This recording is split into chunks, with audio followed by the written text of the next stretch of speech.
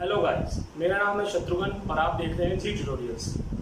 Past adjustment काफ़ी difficult topic लगता है बच्चों को और ये काफ़ी इंपॉर्टेंट है। एग्जाम में अगर आता है तो 3 to 4 मार्क्स का ये क्वेश्चन यहाँ से एक आता ही आता है।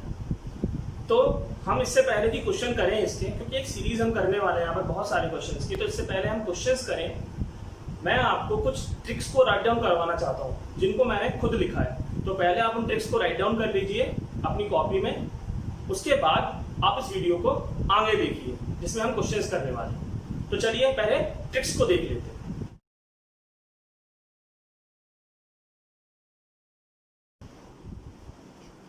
ओके, तो आपने ट्रिक्स को उतार लिया होगा और आप उन्हें समझ भी लीजिएगा, क्योंकि बिना उन ट्रिक्स के हम इस क्वेश्चन को तो क्या पास्ट एडजस्टमेंट के किसी भी क्वेश्चन को प्रॉपर्ली नहीं कर सकते। तो आपने उन ट्रिक्स को उतारना भी है और समझना भी है। अब हम इस क्वेश्चन में आएंगे तो हमें करना क्या है, हमें पहले फॉर्मेट को देखना है और फॉर्मेट को देखने के बाद हमें क्वेश्चन को समझना है।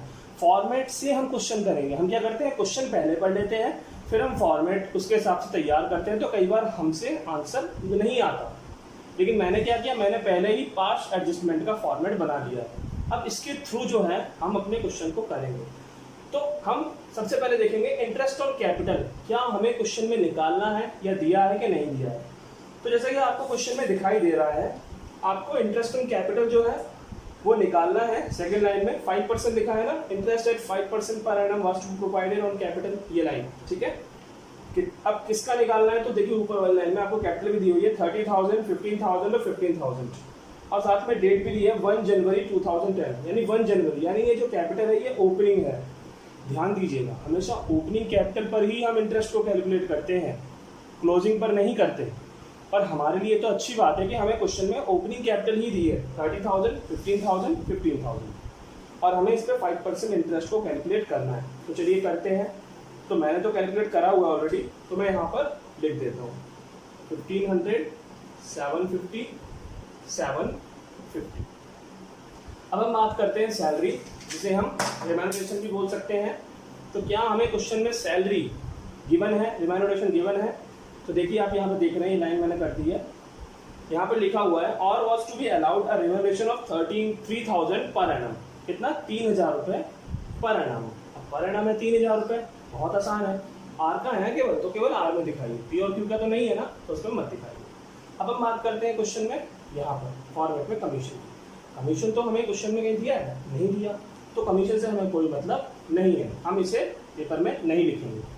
प्रॉफिट, क्या प्रॉफिट हमें इस क्वेश्चन में दिया है, तो देखिए मैंने यहाँ पर अंडरलाइन कर दिया है। नेट प्रॉफिट 18,000, 18,000 हमें प्रॉफिट दिया हुआ है। तो एक क्वेश्चन उठता है यहाँ पर, ये जो 18,000 प्रॉफिट दिया है हमें, क्या हम इसको यहाँ पे बांट देंगे? बिल्कुल नहीं। इस प्रॉफिट को जो 18,000 क्वेश्चन में हमें दिया है, हम उसे यहाँ पर बांटेंगे नहीं। तो फिर क्या करेंगे, तो देखिए मैंने आपको ट्रिक में लिखवाया है, आप वीडियो को रिवाइंड करके देख सकते हो, या फिर अगर आपने नोट कर लिया है कॉपी में तो वहाँ पे देख सकते हो। उसमें मैंने एक जगह पर लिखा है, बहुत सारी ट्रिक्स मैंने आपको लिखवाई, तो उनमें से एक ट्रिक में मैंने लिखा हुआ है कि अगर क्वेश्चन में आपको प्रॉफिट गिवन है तो आपको उस क्वेश्चन में पीएल एप्रोप्रिएशन अकाउंट बनाना पड़ता है। पहले क्या बनाना पड़ता है, पीएल एप्रोप्रिएशन अकाउंट आपको बनाना पड़ेगा। और पीएल एप्रोप्रिएशन अकाउंट को बनाते समय आपको ये भी ध्यान रखना है कि कहीं इस क्वेश्चन में पीएल अकाउंट तो नहीं बनेगा, profit and loss account. Profit and loss account कब बनता है, जब क्वेश्चन में इंटरेस्ट ऑन लोन दिया हो, या फिर मैनेजर कमीशन दिया हो, या फिर मैनेजर सैलरी दी हो। तो हम इंटरेस्ट ऑन लोन, अगर मैनेजर सैलरी और कमीशन दिया है तो हम प्रॉफिट एंड लॉस अकाउंट बनाएंगे। अदरवाइज हम profit and loss appropriation account तो बनाएंगे ही बनाएंगे अगर क्वेश्चन में हमें प्रॉफिट दिया है 18,000 रुपये।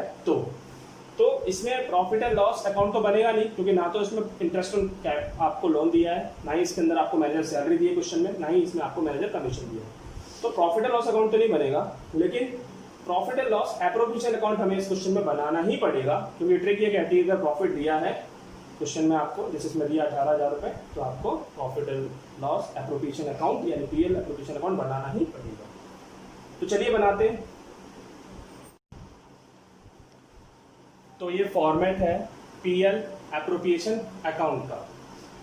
जो जो हमें क्वेश्चन में दिया है हम वो डालेंगे, और जो जो हमें नहीं दिया है हम उसे छोड़ते जाएंगे, ठीक है, यानी उसे हम पेपर में नहीं लिखेंगे। सबसे पहले बात करते हैं इंटरेस्ट ऑन कैपिटल की। ये तो हमने दिया ही हुआ था और हमने निकाला भी था 1500, 1500, 750 और 750, मैंने भी आपको निकाल के दिखाया भी था। ठीक है, तो फिर आप यहाँ पे लिख दोगे 3000। उसके बाद क्या हमें पी की सैलरी दी है? याद रखिए मैंने आपको बताया था सैलरी माने रिम्यूनरेशन, एक ही बात होती है। तो क्वेश्चन में देखिए आप, तो क्वेश्चन में जब आप देख रहे हो तो आपको दिख रहा है यहाँ पर फर्स्ट लाइन में are was to be allowed remuneration 3000 per annum, पूरे साल का है 3000। अगर ये पी एम लिखा होता पर मंथ तो इसको हम 12 से मल्टीप्लाई करते पहले, तब हम यहाँ शो करते। ये पूरे साल का है एक्चुअली, ठीक है, 3000 रुपये, वो भी आर का। तो आर का तो हमें सैलरी दिया हुआ है, लेकिन ना तो हमें पी का दिया है ना क्यू का दिया है, तो इसे नहीं देंगे। अब बात करते हैं कमीशन की। तो कमीशन तो हमें ना तो पी का दिया है, ना ही क्यू का दिया है, ना ही आर का दिया है। रिजर्व, तो क्वेश्चन में हमें रिजर्व भी कहीं नहीं दिया। अब इधर आते हैं प्रॉफिट। तो देखिए यहाँ पे ड्राइंग कर रखा है मैंने, प्रॉफिट आपको पक्का दिया हुआ है 18,000, वो आप यहाँ पे लिख देंगे। 18,000 आपने यहाँ पे लिख दिया, ठीक है। और इंटरेस्ट ऑन ड्राइंग, क्वेश्चन में आपको लिखा है कि कभी इंटरेस्ट ऑन ड्राइंग का अमाउंट कितना है, तो क्वेश्चन में ऐसा लिखा हो कि ड्राइंग पर इंटरेस्ट चार्ज होगा 10%, 15%, ऐसा कुछ भी नहीं लिखा ड्राइंग के बारे में, इंटरेस्ट ऑन ड्राइंग के बारे में, ठीक है। तो इंटरेस्ट ऑन ड्राइंग यहाँ पर नहीं आएगा, तो ना तो पी का, ना क्यू का, ना आर का, तो बस जो आना था वो आ गया। तो फिर हम क्या करेंगे, फटाफट से हम कैलकुलेट करते हैं। इधर का जोड़ा तो 18,000 आएगा, जो यहाँ पर आया 18,000 वही हम यहाँ लिख देंगे 18,000। उसके बाद में हमें क्या करना है, इस 18,000 में जो हमारा आया है इसमें से हम ये 6,000 माइनस कर देंगे। इस 18,000 में हम ये 6,000, क्योंकि इनको ऐड करने में 6,000 हो रहा है, वो हम कर देंगे माइनस। तो कितना आएगा, तो जब हम 18,000, मेरे पास जगह नहीं इसलिए मैं ऊपर कर रहा हूँ, ओके, ये रफ काम है, आप कहीं भी कर सकते हैं। जब इसे माइनस कर देंगे तो हमारा आएगा 12,000, तो ये हमारा आ गया 12,000, ठीक है। तो हम यहाँ पे लिख देंगे 12,000, ओके। अब इस 12,000 को हमें करना है डिस्ट्रीब्यूट, पी में, क्यू में और आर में। किस रेशियो में करेंगे आपको मैंने बताया था, अगर रेशियो नहीं दिया हुआ है तो आप 1:1:1 मान सकते हैं, यानी कि इक्वल। अगर रेशियो दिया है 2:1:2 या 2:1, कुछ भी दिया है तो आप वो डाल दीजिए। तो इस क्वेश्चन में देखते हैं हम, तो यहाँ पर देखिए हमें रेशियो दिया हुआ है 2:2:1 दिया हुआ है आपको, 2:2:1। तो फिर आप ये 2:2:1 जो है उसमें आप इसे बांटेंगे 18,000 को, ठीक है। तो फिर कितना आएगा देखते हैं। तो पहले हम बात करेंगे पी का, क्योंकि रेशियो हमारा जो है वो है 2:2:1। तो ये पी का हो गया 2, क्यू का 2, आर का 1। तो पहले पी का निकालते हैं। तो पी का आएगा हमारा 12,000, जो अमाउंट था वो रहेगा इनटू में पी का 2 और टोटल करेंगे तो 5। इसे अगर हम सॉल्व करते हैं तो हमारा कितना आएगा पता है आपको, देख लेते हैं। 5 2 10, 4 4800। फिर हम क्यू का निकालेंगे ऐसे ही। तो क्यू का जब हम निकालेंगे तो 12,000 हमारा था अमाउंट, इनटू में क्यू का भी 2 है और टोटल आएगा 5, तो ये भी हमारा आएगा 4800। फिर आर का निकालेंगे हम, 12,000 इनटू में आर का कितना है 1/5, टोटल आएगा 2400। तो आप ये यहाँ पे लिख देंगे 4800, ठीक है, यहाँ पे लिख दिया।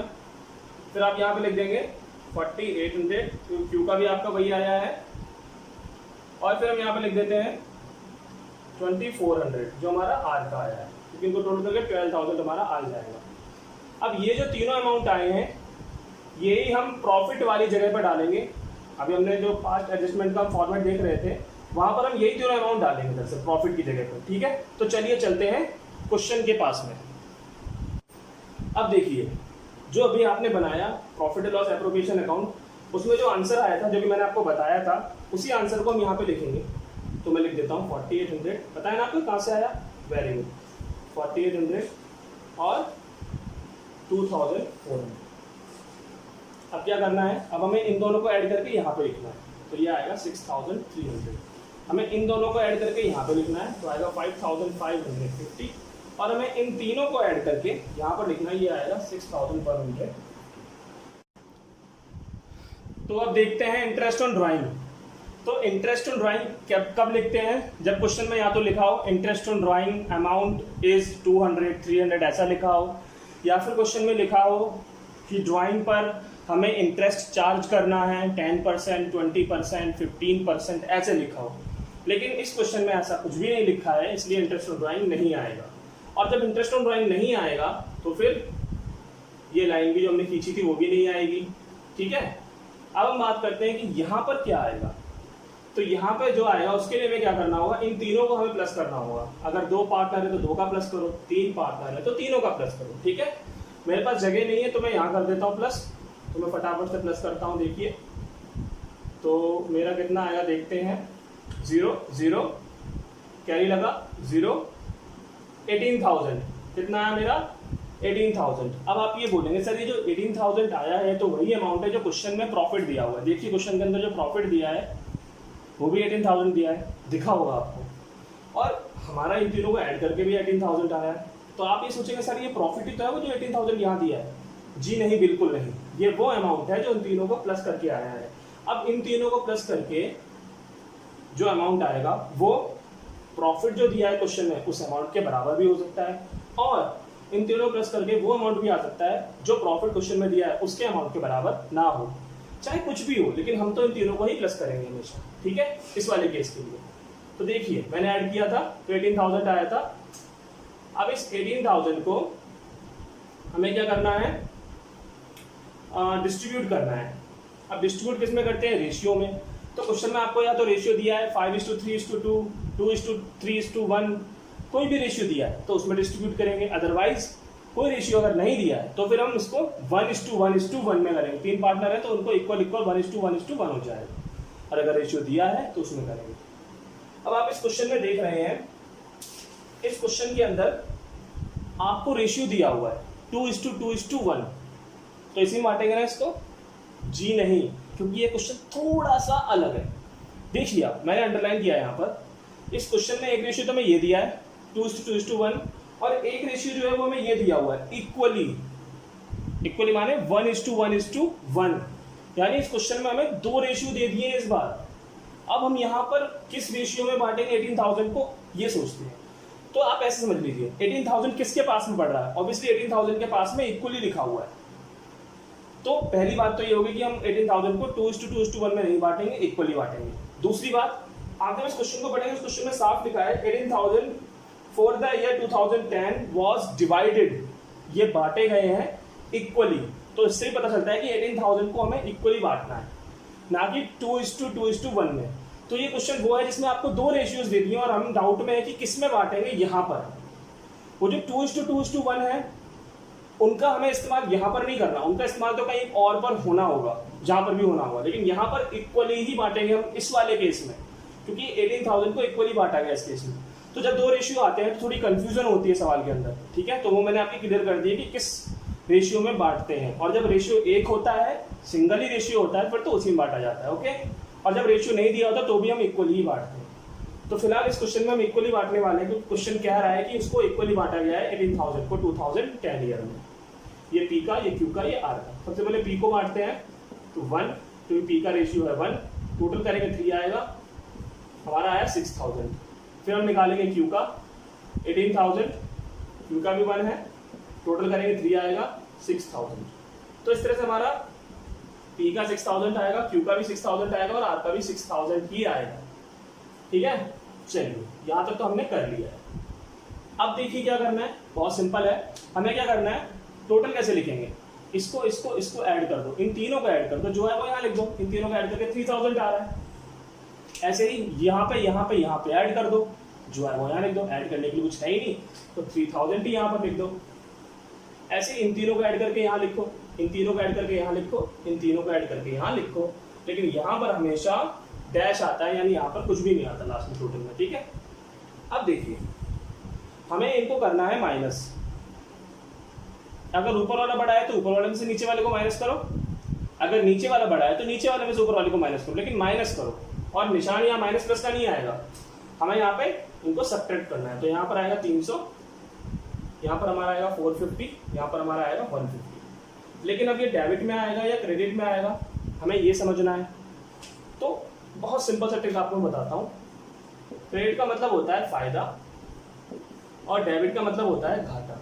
जब भी आपके पापा का सैलरी आता होगा बैंक में तो एक मैसेज आता होगा मोबाइल पे कि इतना अमाउंट जो है वो आपके बैंक अकाउंट में क्रेडिट हो गया, यानी आपको इतने अमाउंट का फायदा हो गया, आपके पास में इतना पैसा आ गया है।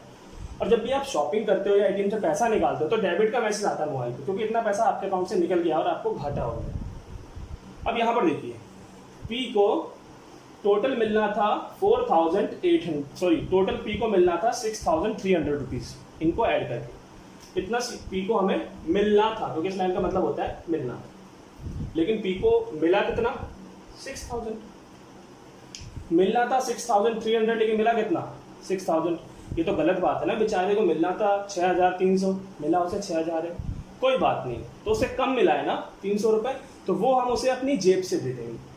तो हम यहाँ पर पी को अपनी जेब से पैसा देंगे क्योंकि उसे कम मिला है, तो पी को तो फायदा हो रहा है क्योंकि उसके पास में 300 रुपये आ रहे हैं, तो फायदा माने होता है क्रेडिट, तो पी हो जाएगा आपका क्रेडिट।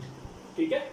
अब यहाँ पर ऐसे देखिए क्यू के अंदर, जो क्यू है उसे टोटल मिलना था 5,550, इतना उसे मिलना था, लेकिन उसे मिला कितना? 6,000 रुपीज़, यानी मिलना 5,550 था लेकिन मिल गया उसे 6,000, उसे तो ज़्यादा मिल गया 450 रुपये, उसे 450 रुपीज़ ज़्यादा मिल गया है फालतू में। गलत बात है, ज़्यादा भी नहीं देते हम, तो हम क्या करेंगे, उससे 450 रुपये छीन लेंगे, हम उससे 450 रुपीज़ छीन लेंगे। तो जब हम उससे पैसा ले लेंगे तो उसे तो घाटा हो जाएगा ना बेचारे को, तो ये डेबिट हो जाएगा। फिर ऐसी जो हमारा आर है उसे टोटल मिलना चाहिए था इन तीनों को जोड़ के 6,150 या आर को मिलना चाहिए था, लेकिन उसे मिला कितना है? उसे मिला है 6,000, यानी उसे कम मिला है 150 रुपये। 150 रुपीज़ उसे क्या मिले हैं? कम मिले हैं बेचारे को, मिलना चाहिए था इतना, मिला इतना ही है, तो 150 रुपये हम उसे अपनी जेब से देंगे। जब हम उसे अपनी जेब से 150 रुपये देंगे तो खुश हो जाएगा, क्योंकि उसे फायदा हो रहा है। ठीक है, और फायदे का मतलब होता है क्रेडिट। ठीक है, तो यहीं से इसकी जनरल एंट्री बन जाएगी, जो डेबिट होना से डेबिट कर दो, क्यू को डेबिट कर देंगे और ये दोनों क्रेडिट हो जाएंगे। तो Q's capital account debit to P's capital account और टू आर्स कैपिटल अकाउंट। ठीक है, और ये रही उसकी जनरल एंट्री मैंने कर रखी है। वीडियो कैसी लगी कमेंट करके बताइए, चैनल को सब्सक्राइब करिए, वीडियो को लाइक करिए, और अभी नेक्स्ट पार्ट आने वाला है उसका वेट करिए। पास्ट एडजस्टमेंट काफ़ी लंबा है। बाय।